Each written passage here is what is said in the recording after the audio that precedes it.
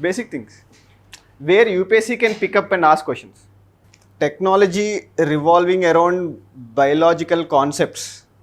See, that's what I told. Biology, technology, just interchange those words and added few verbs and adjectives there and made a definition there.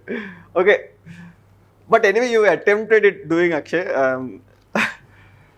Happy there. But still, I'll be little concerned that you played with words there. UPSC examiner would know that you are playing with these words. Life processes inside the cell, that is one part that we need to cover. Basically the life cycle of a cell. So anyway, certain facts related to cell biology. The basic structural and the functional unit of any organism will be a cell. That is how we can define a cell. But a few facts related to cell is that it was discovered by Robert Brown in the year 1831, and later the theory related to cell has been developed by Sheldon and Shawn. Theory related to the cell aspects, saying that all the animals or all the organisms or the plants have this basic cell and this is what it functions. The basic theory, and that is what we are going to deal with. So tell me, how many types of cells are there in 10th class biology? Plant cell, animal cell. Anything little deeper? Speak out, speak out. That's true, come on. Speak out. I should beg you guys to speak out or what? Anyone from online? Yeah, see, Akshay was saying that prokaryotic cells and eukaryotic cells. So this picture is in your NCERT itself. Look at this picture and identify the differences for me. Okay, now tell me, what are the differences that you are finding? Absence of nucleus, or yeah, this is where one difference is there. Absence of mitochondria. Okay, absence of mitochondria, absence of nucleus. In fact, many things are absent in prokaryotic cell. So how will you define a prokaryotic cell? Single cellular, mostly, see, a single cellular organism mostly will be holding the cells which are prokaryotic in nature, but it is not an organism that you are talking of. We are talking of a basic unit. How will you define a cell, not an organism? A prokaryotic cell is one which does not have a distinct nucleus or a membrane bound organelles. When you talk of organelles, everything that is present between this plasma membrane and the nucleus is what contained as chlorophyll, cytoplasm, right? And then within that cytoplasm, whatever the organs are there, those are called as organelles. Those are called cell organelles. Most of the times in prokaryotic cells, you won't be finding those cell organelles. Even if they are found, they lack membranes. And prokaryotic cells, the basic, which you are saying, single cellular organisms like bacteria or some viruses, have this prokaryotic cell as their basic structural functional unit. Nevertheless, it is not as simple as that you see in the picture. Some bacteria-based prokaryotic cells contains certain organelles called plastids. These plastids contain DNA, and that is where these kinds of bacteria are very useful vectors in our genetic engineering process. Used as vectors. I'll specify you what do you mean by vector in this basic time after few times when I've come to genetic engineering concepts, how the genetic engineering procedure works. Right now, understand that vector is one where it can be an organism or some kind of a substance which is used in the genetic engineering process to make a product, a biotechnology based product. It can be a vaccine, it can be some kind of a drug, it can be some kind of an antibody. So basic difference is there itself. It does not have a cell, a nucleus membrane, it does not have a nucleus itself. Everything that is there present in some kind of a condensed form which we call as nucleolide in prokaryotic cells. It is not enclosed upon some kind of a membrane. That is why I do not call this part as nucleus but nucleoid, which contains the DNA. See, it is not, as I said, it is not as simple as we see. If you see this flagellum, which is defined in the which is specified in this prokaryotic cell, you will also see them in eukaryotic cells, but just that their functions differ. But it does not play much prominent role in eukaryotic cell as it plays in prokaryotic cells. That's what. There are little complexities that you need to understand that are still existing in the division of cells. Basic difference is that it does not have a defined nucleus which is bound within a membrane or a well-defined organelles. That is the basic difference. Apart from that, we should also deal with what each and every part of a cell will also function. Their functions are also quite important for us to understand the basics of cell biology. Can anyone tell me the function of, what should I ask you? I know you will be specifying me the term what is called as mitochondria. What is the function of endoplasmic reticulum? What is the function of ribosomes? Protein synthesis? I know, that's not a single statement, no, complete that statement. Cell wall is present in prokaryotes. It depends. Okay, majorly the cell wall difference will be occurring in when you deal with the types of eukaryotic cells. Tunnel that transports important material to the nucleus. That is one part of the function of endoplasmic reticulum. Right, basically coming to the differences, a prokaryotic cell lacks a nuclear membrane, but a eukaryotic cell will have a clearly defined membrane in which the nuclear material is present, right? And then a eukaryotic cell will have a membrane enclosed organelles which is not present in prokaryotic cells. These are direct statements which can be asked in your prelims. I'll come to the reason why I'm making you understand these differences. Sometimes these things are taken for granted by the aspirants, and in the examination hall they'll have a blank face. I know these differences, and you will be confused between few things. And here, whatever the organelles are present, they have definite function. That is what he has mentioned about Golgi apparatus or endoplasmic reticulum, right? Each organelle has a separate function, but there is no clearly defined functions for each part of the cell in the prokaryotic cells. A nucleus can perform a function which is performed an organelle in the eukaryotic cell. And then eukaryotic cell contains plastids, for example chlorophyll, and there are different kinds of plastids too. We'll also talk of those differences. But here, how different kind of prokaryotic cells try to attain energy in different ways. There is only one small description that is mentioned here. For example, if you take amoeba, it consumes, it engulfs the body and tries to consume food. It does not depend on some kind of a photosynthesis or some, it's not an autotroph organism, right? But here mostly in prokaryotic cells like bacteria or viruses, membrane vesicles which contain this photosynthetic chlorophyll will be helping in their energy production or consumption, right? And then prokaryotic cells, mostly cell division takes place through budding and binary fission and mitosis and meiosis in eukaryotic cells. The basic differences. Now again, these eukaryotic cells are further classified. Now we will come to your plant cell and animal cell. Who was saying that? This is animal cell and this is plant cell. Now again, try to identify the differences.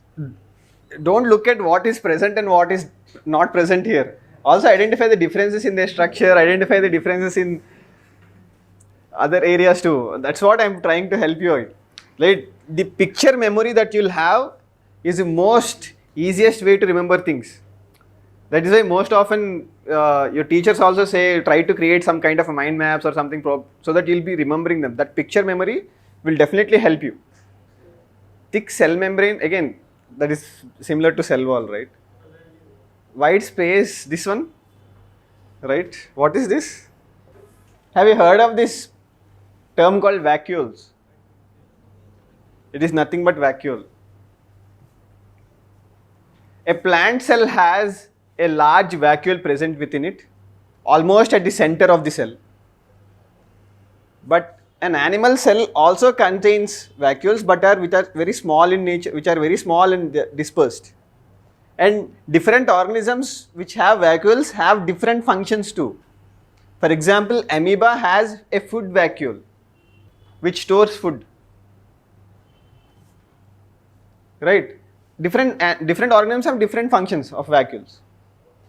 But most of the area in the plant cell is covered by the vacuole. It doesn't mean that vacuoles are absent in animal cells. And look at, because of the presence of vacuole, look at the position of the nucleus too. It is somewhere going towards the corner. It is another difference. It is almost at the center in the plant cells. Basically, there are in different sources, there are different ways of understanding lysosome. Some sources say that lysosomes are absent in plant cells.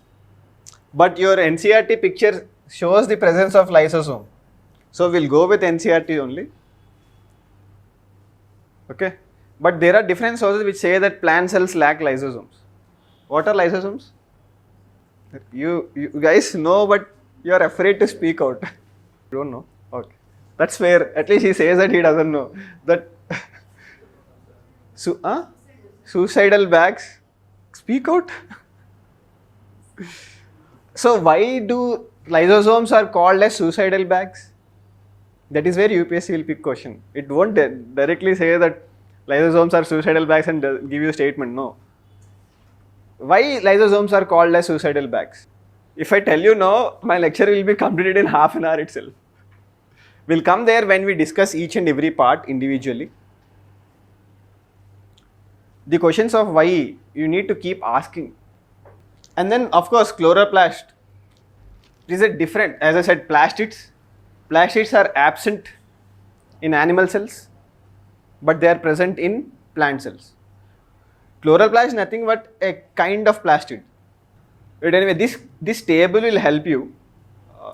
Cell shape, mostly in the plant cells, are more regular in nature because of the rigid cell wall that is present.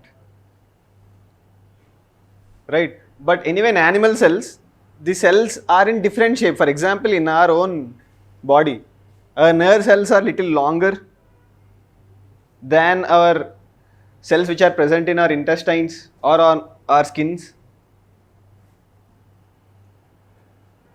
Of course, the cell wall, again the basic difference, is completely absent in animal cells.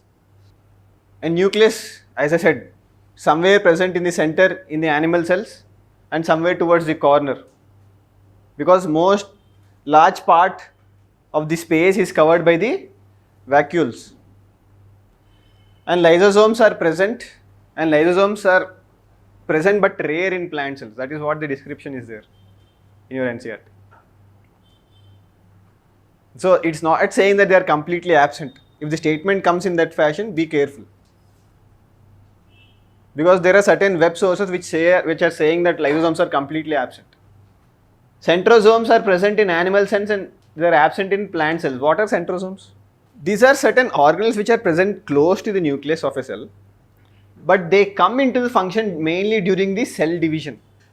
Do you know when cell division takes place, a centromeres form at the corners of the cell, and these are nothing but centrosomes which project their spindle fibers so that these chromosomes get attached to this spindle fiber when they pull apart.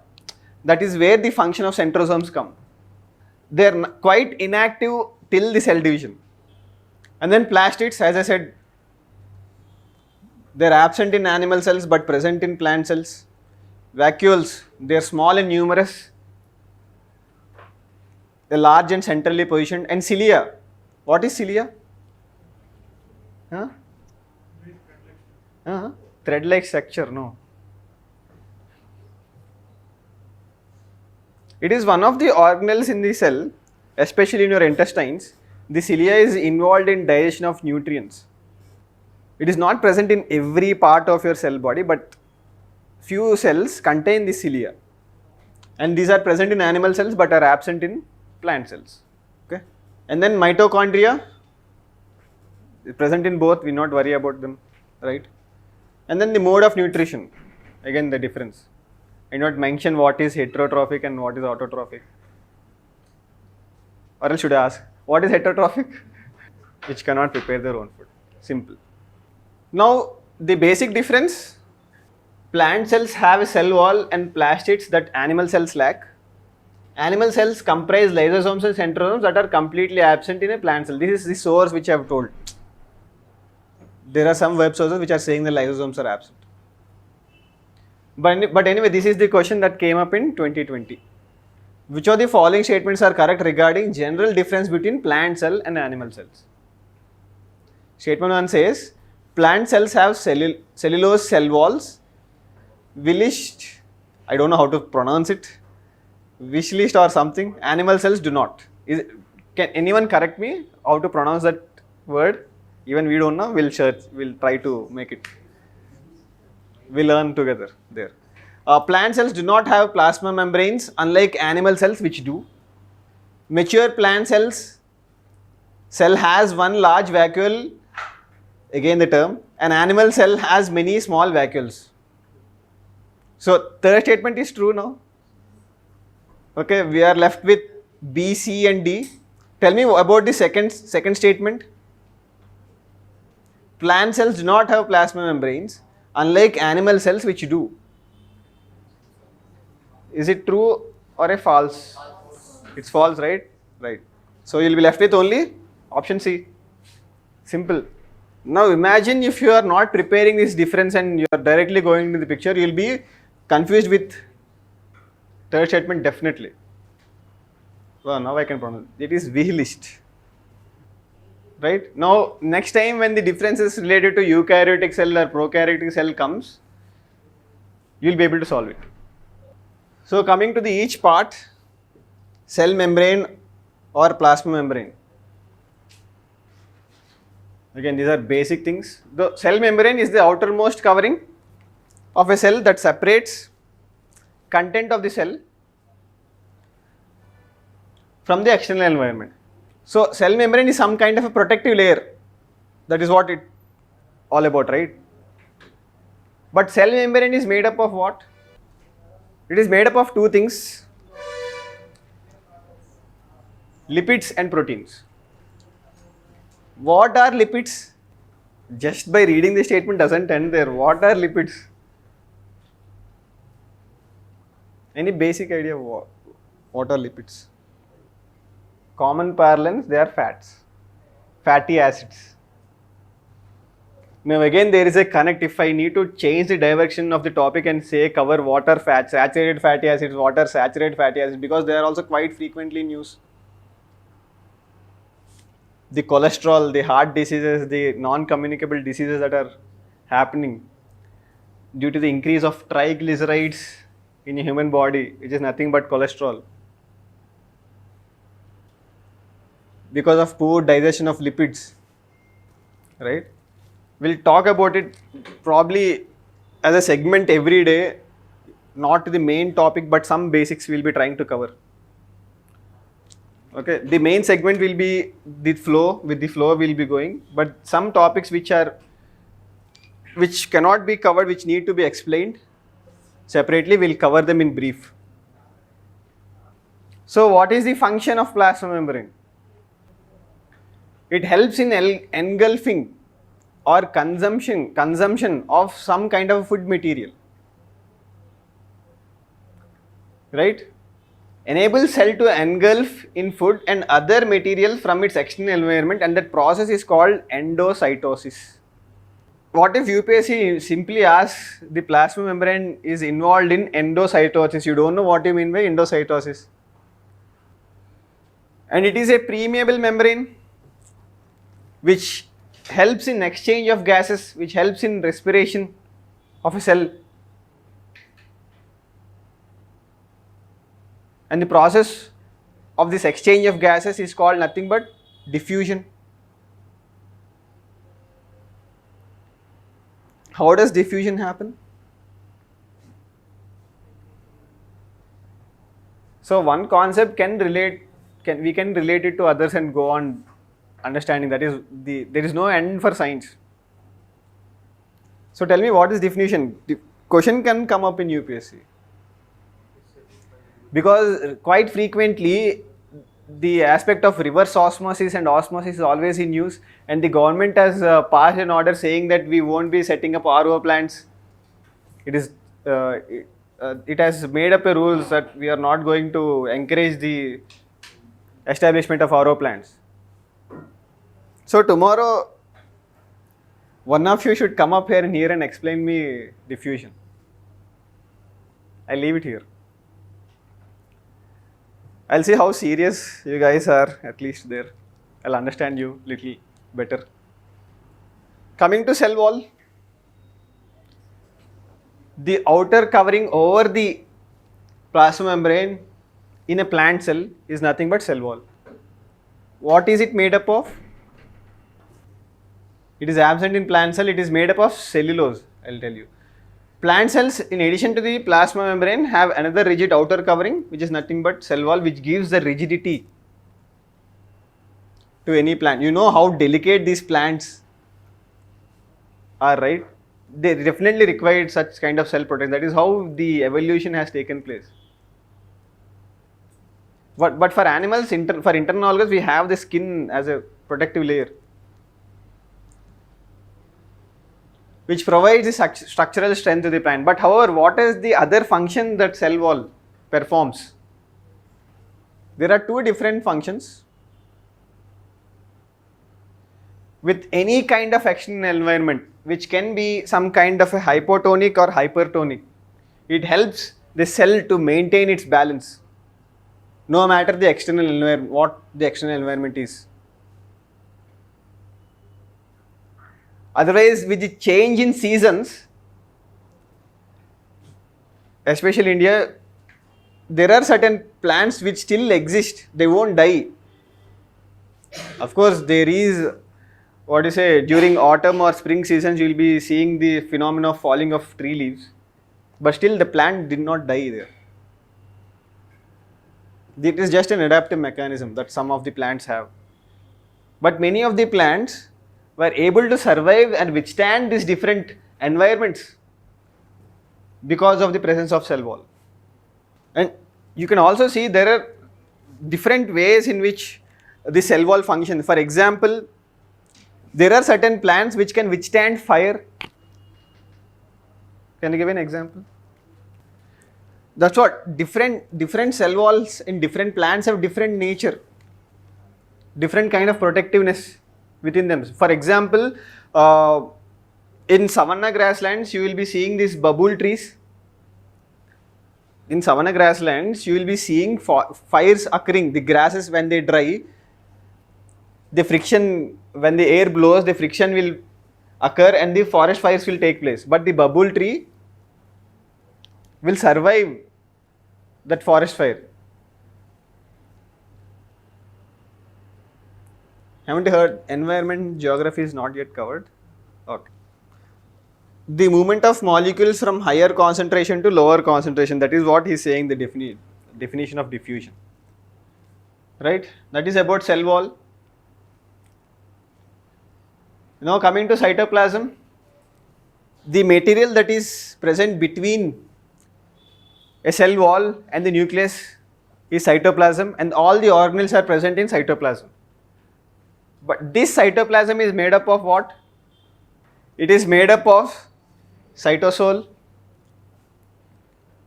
Anyway, again mentioned, it is in this cytoplasm, you will be having all the cell organelles present. Again, each organelle, these are very factual in nature. But here, there is one difference that you need to understand. Why do these cell requires membranes? These membranes in any cell are something like blood vessels, which will ensure transport of information, ensure transport of food material, some kind of a chemical transport. That is all. Cell membranes are very much involved in it. But in some of the organs, these membranes are not present. Take for example virus itself. Because of the absence of these membranes, this virus lives as dead material only. Only when it comes into some kind of a host body, it will get activated. And one of the reason why virus stays dead or like that without any kind, when host is not present for it to survive, it stays dead. So in fact, virus can typically be called as a zombie, right? This is about endoplasmic reticulum. So you guys remember in the picture where the endoplasmic reticulums are there? Around the nucleus there are some kind of tube like structures that are present, right? And they are very similar to the structure of plasma membrane. That is one comparison that can be drawn. And then there are two types of endoplasmic reticulum: rough endoplasmic reticulum and smooth endoplasmic reticulum. The major difference is presence or absence of ribosome. When on the surface of endoplasmic reticulum, when ribosomes are present on it, then it is called as rough endoplasmic reticulum. If ribosomes are absent on the surface of this organelle, it is called as smooth endoplasmic reticulum. That is why the ribosomes are in fact what? They provide the surface for cellular activities. When I teach you about protein synthesis, some of you might have known what is protein synthesis and all. Due to the presence of ribosomes on endoplasmic reticulum, many of the cellular activities happen on the surface of endoplasmic reticulum too. Coming to the functions, they are involved in transportation of materials between different organelles and also between organelles and the nucleus. Transportation of material. And other than that, they provide the framework, that some kind of a surface for some of the cellular activities that takes place in the cell.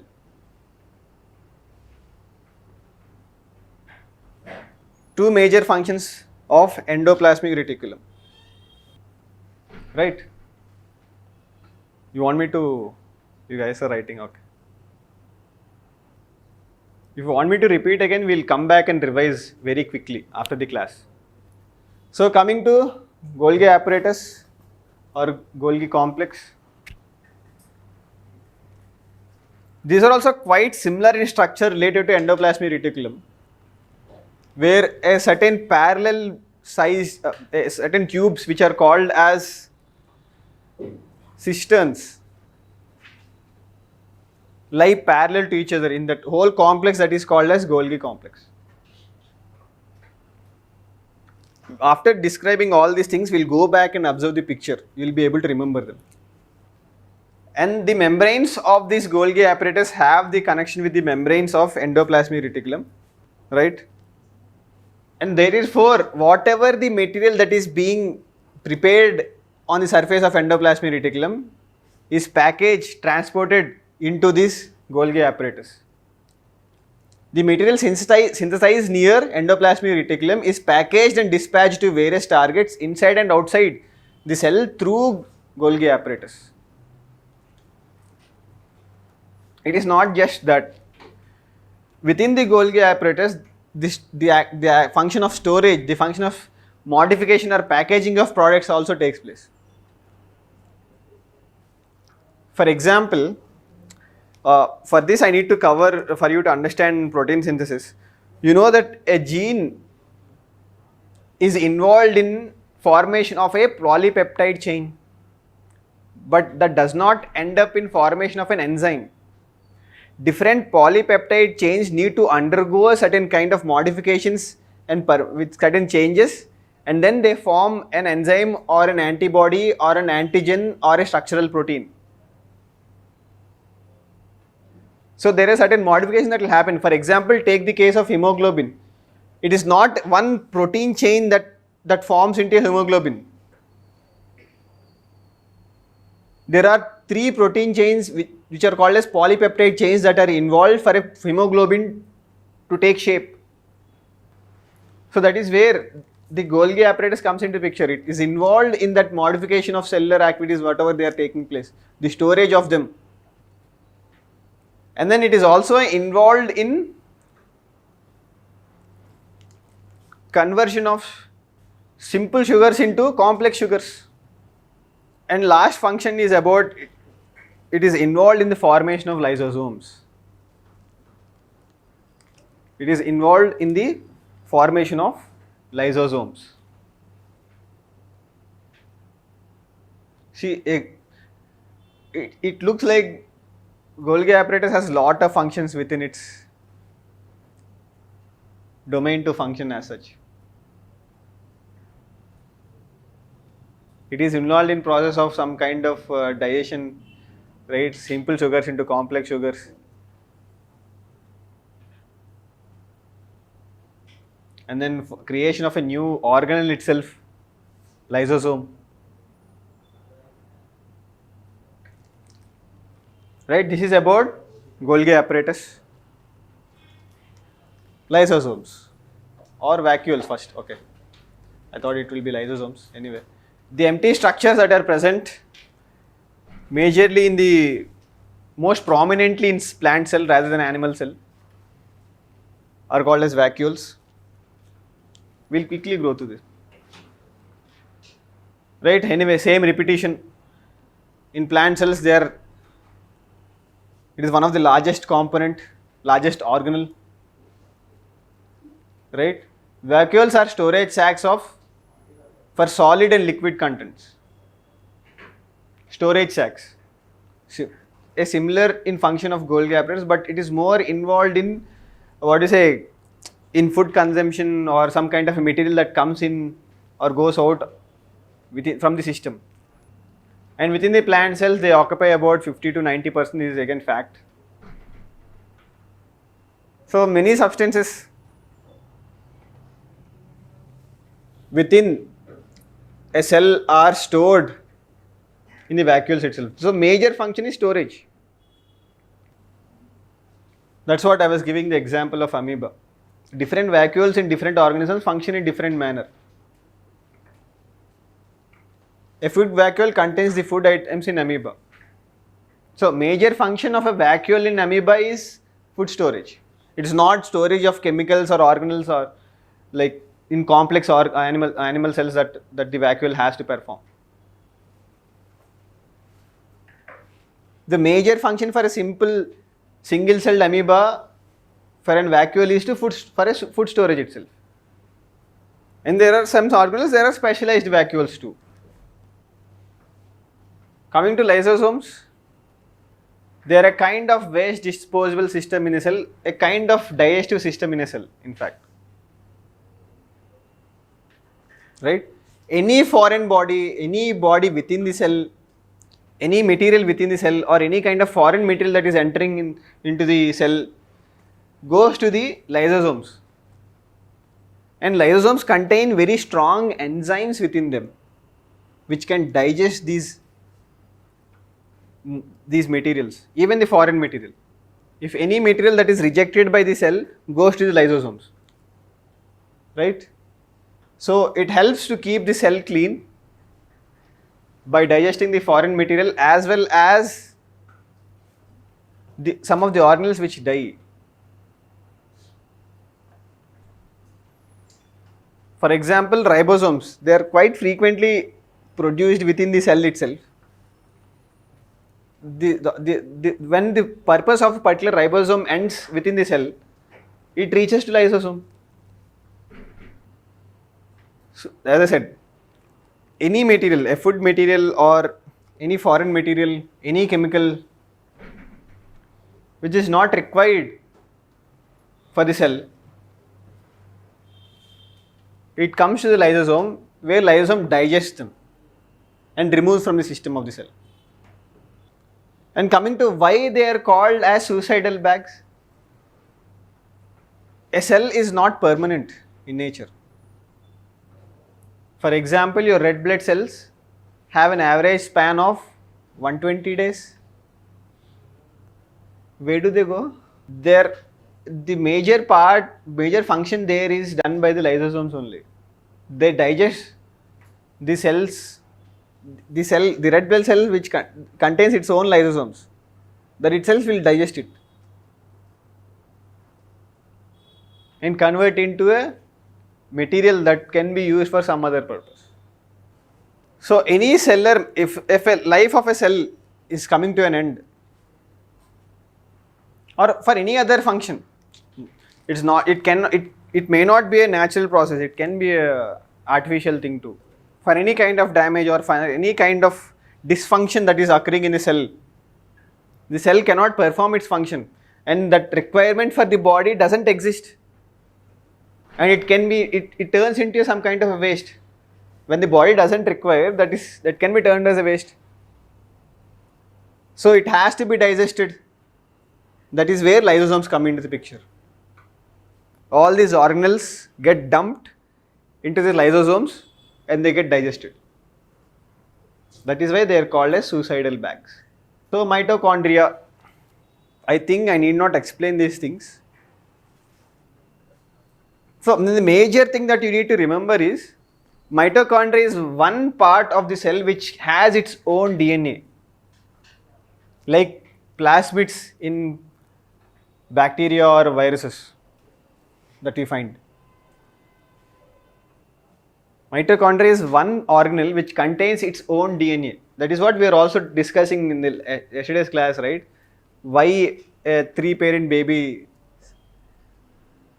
has been designed, because most of the times the heart troubles or cardiac problems are observed to be transferred from the mother or inherited from the mother because of the DNA present in the mitochondria.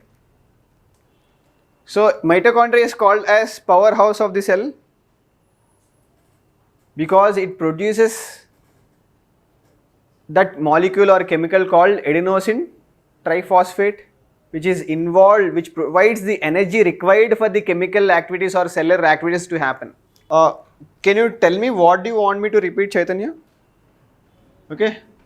So energy required for all the cellular activities or the chemical activities is provided by the mitochondria. That is why it is called as powerhouse of the cell.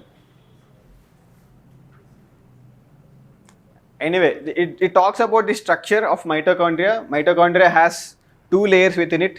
The outer layer is very smooth, but the inner layer is coiled in nature. Why inner layer is coiled?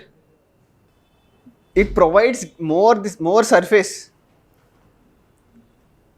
which means that a greater element of chemical activities can take place on that surface. The surface to volume ratio, when you take into consideration, that is where the aspect of nanotechnology also comes in.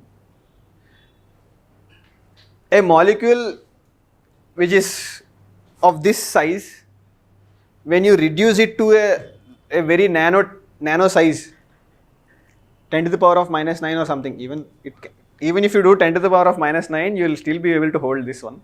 That won't be considered as nano. But if you see the surface to volume ratio, it will be completely changing. Because of this change in this one particular property, the whole property of this material changes.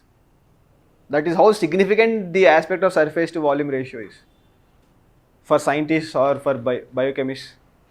In order to make sure that surface to volume ratio improves, the inner membrane of the mitochondria gets coiled. It provides a greater surface for the cell for the mitochondria itself to function. How small is the cell? That is what? Have their own DNA and ribosomes. So presence of DNA means they can prepare their own proteins. As I said, there are different kinds of proteins that are required for our body. What are they? Just now I was speaking of them. Enzymes, antigens, antibodies, structural proteins, these are all proteins itself. And DNA, the genetic information that is present in DNA is involved in the synthesis of these proteins. What is hemoglobin? It's a kind of protein. As simple as that. Right? And then plastids, they are present only in plant cells, and there are two types of plastids, right?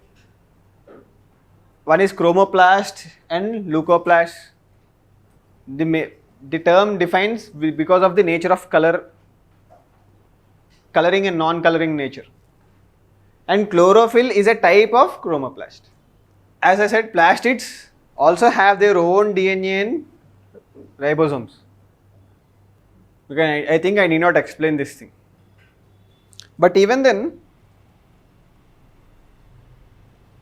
why do you think green coloration comes for a plant or for a leaf, if I should be more specific, or for a stem? Chlorophyll. Even then, why does chlorophyll looks green? It's not just because of why. If you say that there is some kind of a green pigment present, why does that pigment is colored green? What are the other colors? There are three basic colors: red, blue, green. In a visible light, the plants absorb the energy coming from this blue light and the red light and leave the green light, and that's get reflected to us, and that is how we observe this green color in plants. Now you'll say, sir, some plants look red, some look yellow. That is the nature of that plant. That is what it is trying to exhibit it out. In the visible light, it is trying to absorb the energy from these areas in the VIBGYOR. Whatever the part of the visible light that is unable to absorb, it will exhibit it out. So this again turned into physics. This biology class turned into physics. Anyway, nucleoid. What did I say about nucleoid? No. Which cell has nucleoid? Thank you. So, come there. Any genetic material that is present in a cell which is not covered in some kind of a nucleus or a nucleoid membrane is called as nucleoid. So, nucleoids are present in prokaryotic cells. And then coming to nucleus, they are almost located at the center and they are spherical in nature and they are covered by a membrane, right? And the membrane is double layered. That is where again UPSC can frame question. A single layered membrane covers the nucleus in a prokaryotic cell. You should be able to identify whether that is correct statement or wrong, right? Understand that is a double layered membrane that covers the nucleus. Okay, the membrane is porous anyway, like any other cell part of the cell. The membrane will remain porous. That is very much necessary for exchange of information, exchange of materials. And then even if you magnify further this nucleus, you can find out a particular part called nucleolus, which is this part which contains chromosomes or DNA. In fact, I should not particularly say chromosomes, I should say chromatin. This chromatin material converts into a chromosome in a condensed form. The condensed form of chromatin is called as chromosome, and that is visible only primarily during DNA replication or cell division. Again, this nucleus contains the material is called as chromosomes, which which contains the genetic information or nothing but DNA. And within this DNA, when you talk of a specific sequence of a DNA that forms into a gene, again it's quite confusing. I'll come back to this as we go further. We'll also talk about the differences between what is DNA, what is the difference between DNA, RNA. Then it will be quite clear for you there. But understand, within the nucleus there are several materials that are present, starting from nuclear membrane, and then the material which is called as chromosomes, which are present. Typically you should say chromatin, not chromosomes. Okay, remember this. Which contains the genetic information which are necessary for the inheritance of, or even for the protein, or for any kind of cellular activity. Any cellular activities depends on genes. Genetic information present in the nucleus. That's what. In addition to the role of inheritance, all the cellular activities also depend on these chromosomes or the genetic information present within these chromosomes. And the nucleus of these bacterial cells is not well organized like cells of multicellular organisms. There is no nuclear membrane. Again, they are just trying us to identify the differences again. I hope it is clear. Right? These are general facts, we do not worry about them. And then coming to the chromosomes,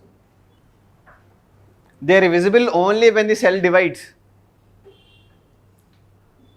But normally they are present in the form of some kind of a coiled material. Okay, thread like a material, coiled material, which is called as chromatin.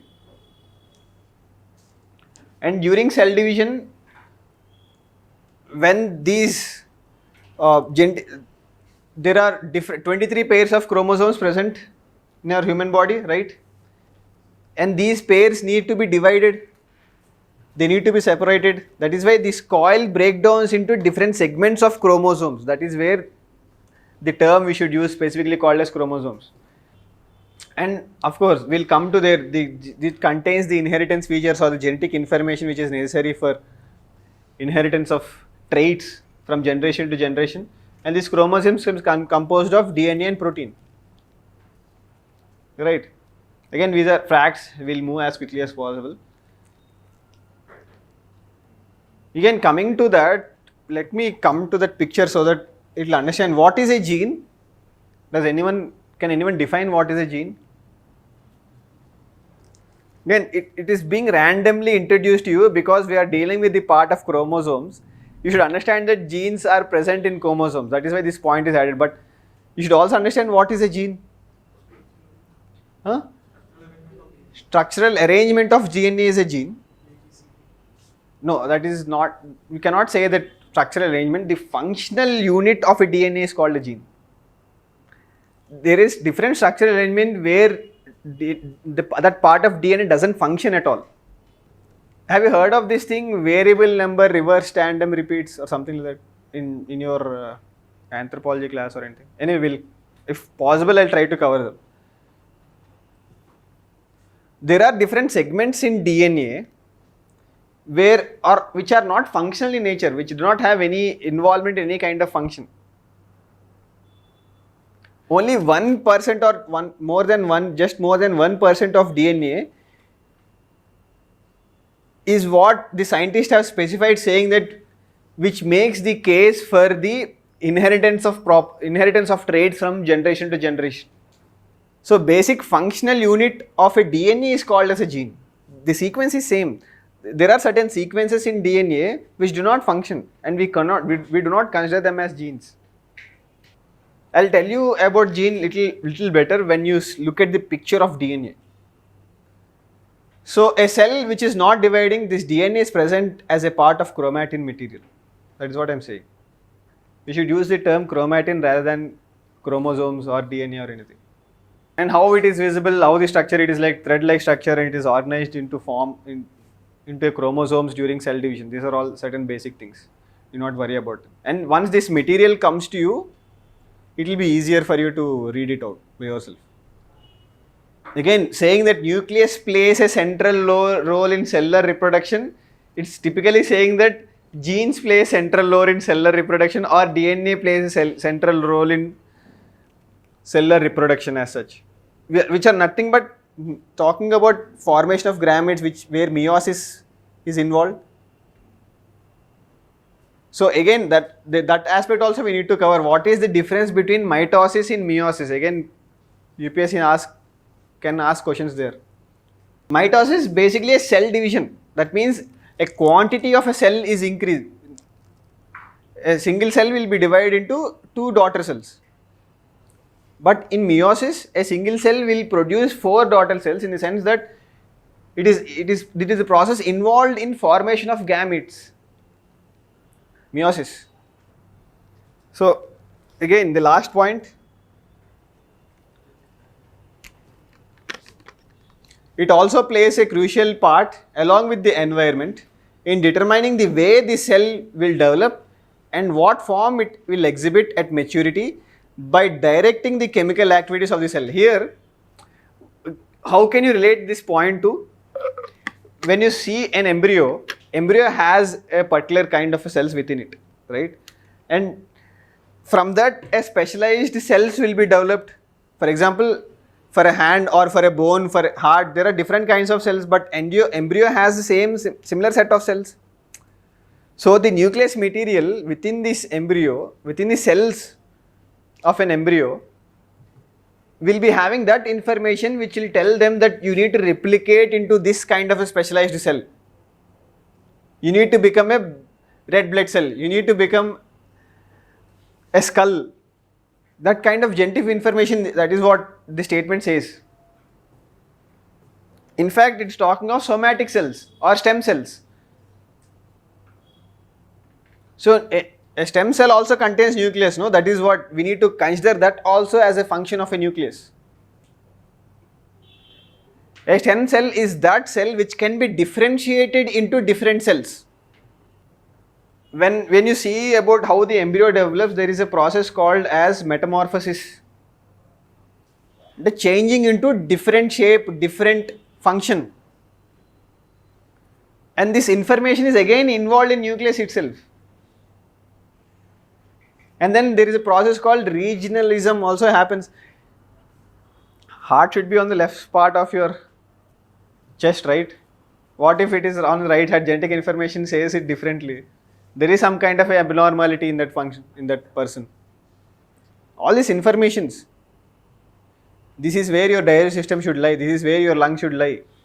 This is also aspect of regionalism or regionalization in the embryo development into a fetus. So these are certain functions of the cell. And now coming to the aspect of DNA and RNA. We'll finish this aspect and end the class. Don't worry. So the chromosome, when you dig deeper into it, magnify it, it contains two things, which is nothing but DNA and protein. And this is how DNA looks. And the first person to have discovered DNA is Frederick Weiser, way back in 1860s.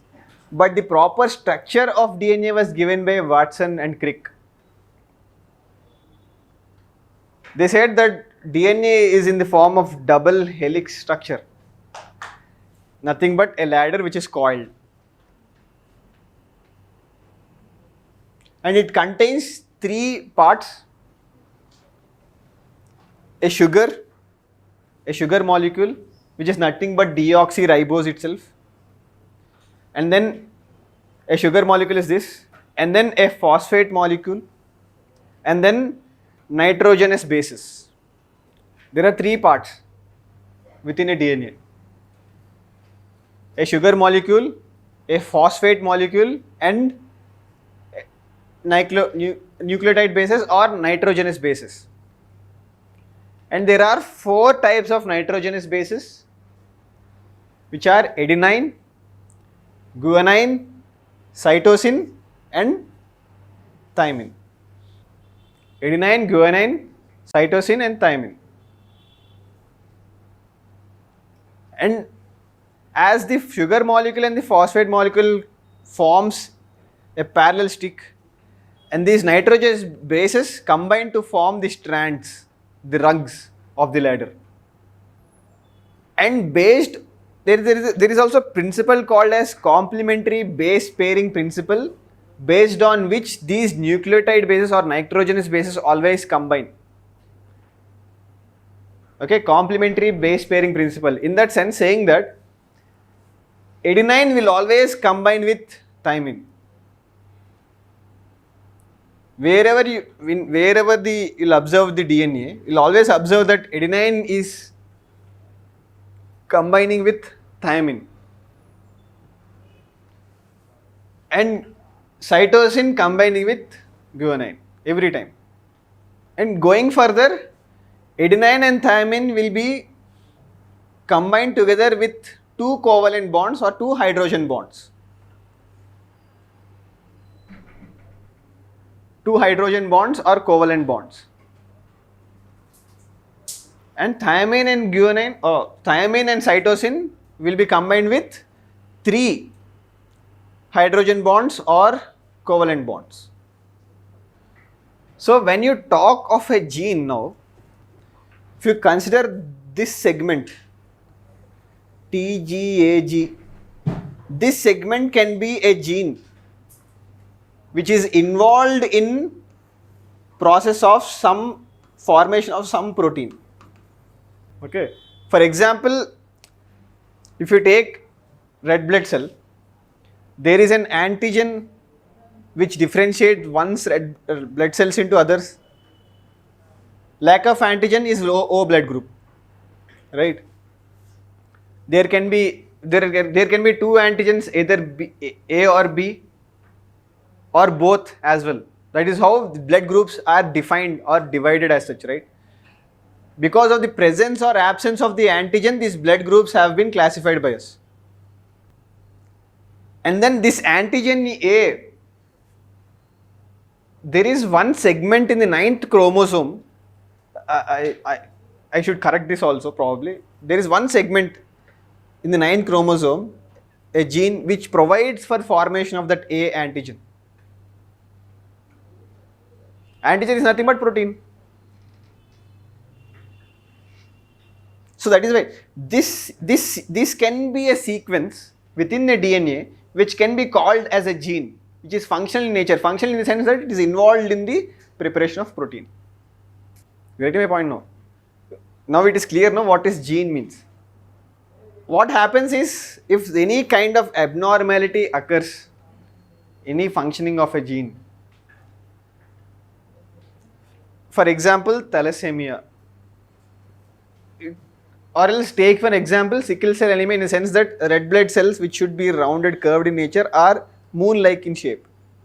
This deformity can be because of iron deficiency, but at the same time some kind of genetic deficiency can also be the reason for it. And this can be changed if we change this gene sequence.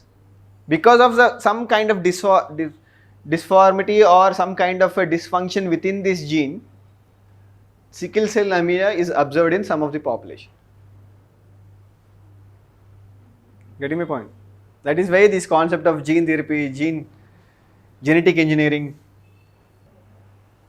And having said that, the Human Genome Project, when it was completed, it was observed that 99% of the DNA material between the human beings is same. Only 1% that is defining this person from me.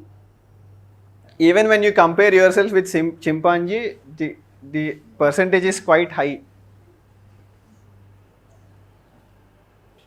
Almost 98 to 99% of the genes that are present within us and also chimpanzee are same.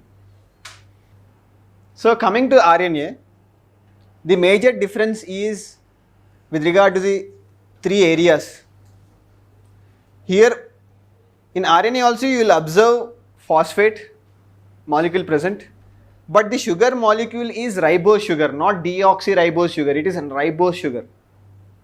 That is where the name also comes, it is easier for us to remember now. Deoxyribose nucleic acid. Deoxyribose is the sugar molecule. And then here there are also 4 nitrogenous bases. Only difference is instead of thymine in an RNA you will always see uracil. And here also RNA follows the complementary base pairing principle, which means that uracil will always combine with adenine. Okay, remember this term, complementary base pairing principle. We are not going too deep with DNA because there are also certain areas, certain materials that are existing in the market saying that there are also different types of DNA, A DNA, B DNA. Those are not required for you to. But you need to understand the different types of RNA because that is very much relevant for you to understand the process of protein synthesis. And the name itself suggests the function of that particular RNA. And before that, let's cover few descriptions that are added in these slides. So DNA is that segment of the nucleus which contains those genes which are involved in the process of inheritance or any kind of chemical activity. That is majorly the function of a DNA. Contains that instructions which are nothing but genes itself. Again, I have covered this. There are 4 major nitrogenous bases, and then other 2 parts are nothing but a sugar group, which is nothing but deoxyribose, and a phosphate group. An order of a nitrogenous base is nothing but a gene. And when that order is functional in nature, that is where it is called as a gene. And RNA is another nucleic material which translates genetic information from proteins into DNA. Again, that statement, though it is present, it will be much understood by you when I tell you about protein synthesis. Again the shape, it talks of double helix structure.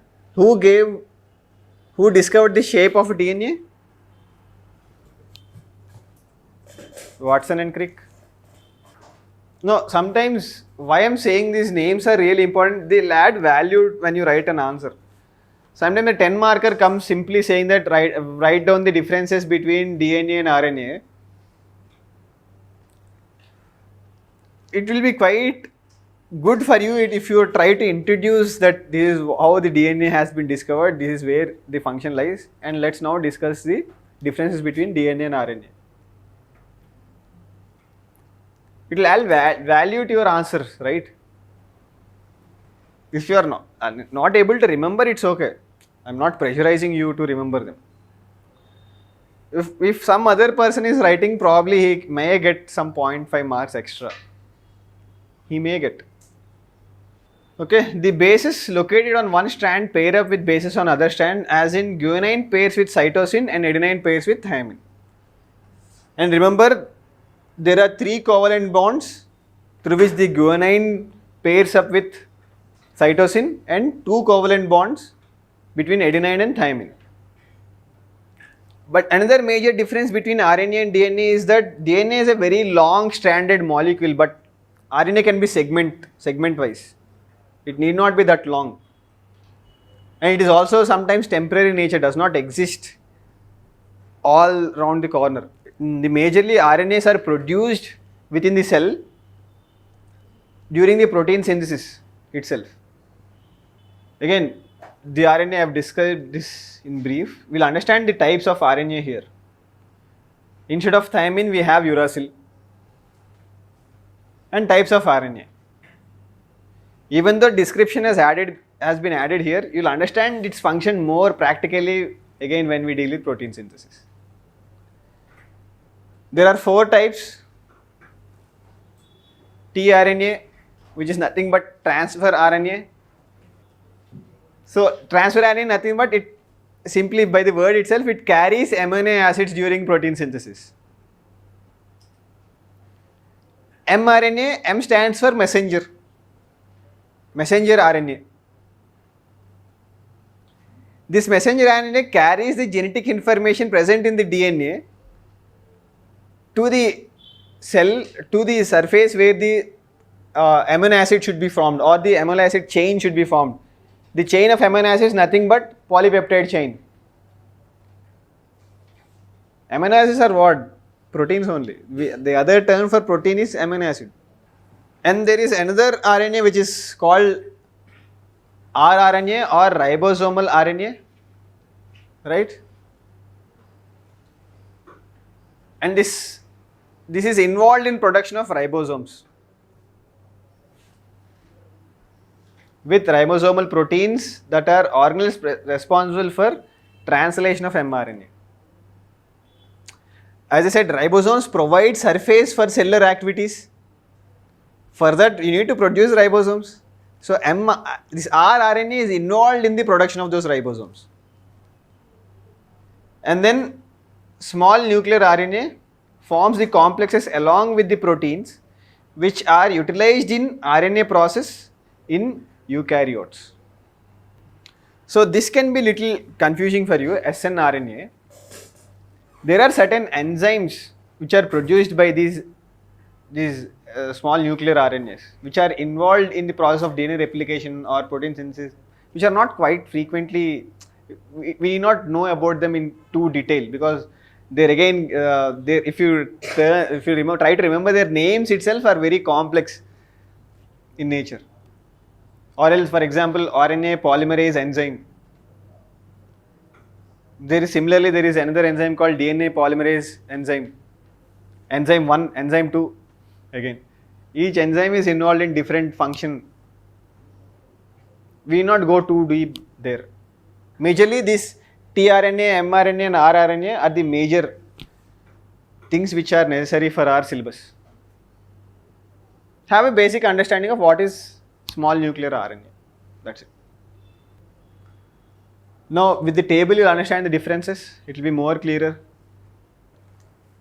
Now, if a question comes, simply if you draw this table, done. Again, I did not cover, I think it is, again, difference is where the sugar and then the presence and absence of thymine here and the presence of uracil there, nitrogenous base, and then the structural difference.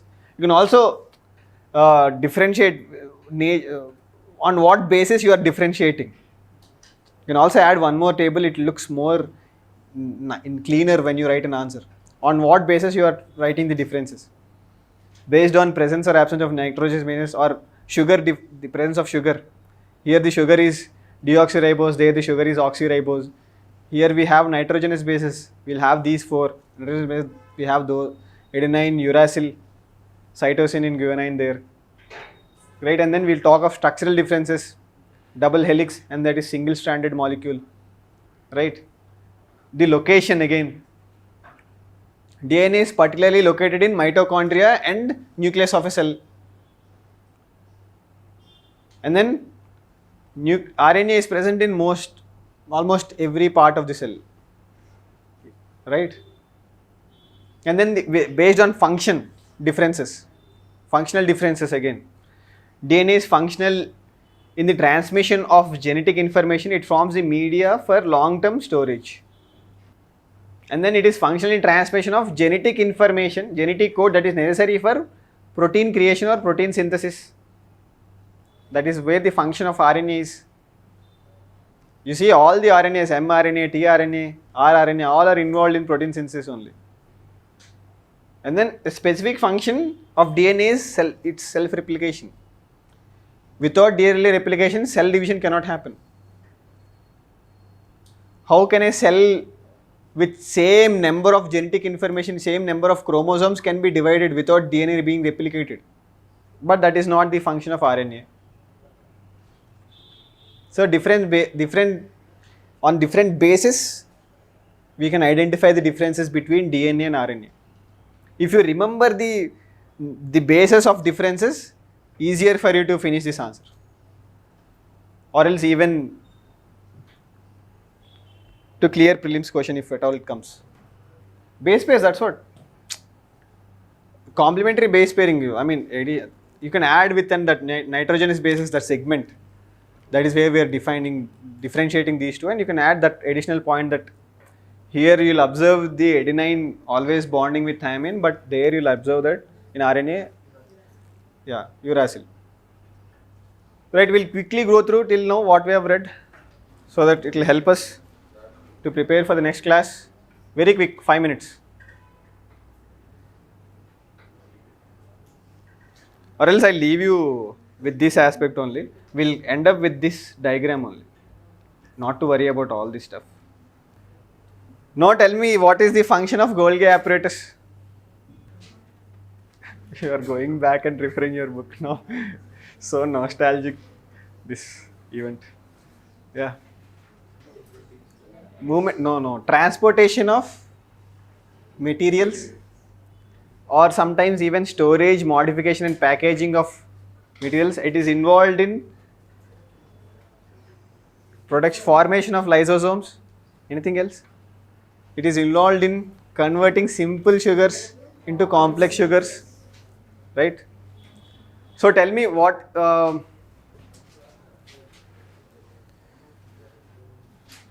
is the major difference between a eukaryotic cell and a prokaryotic cell? Major difference. What happened?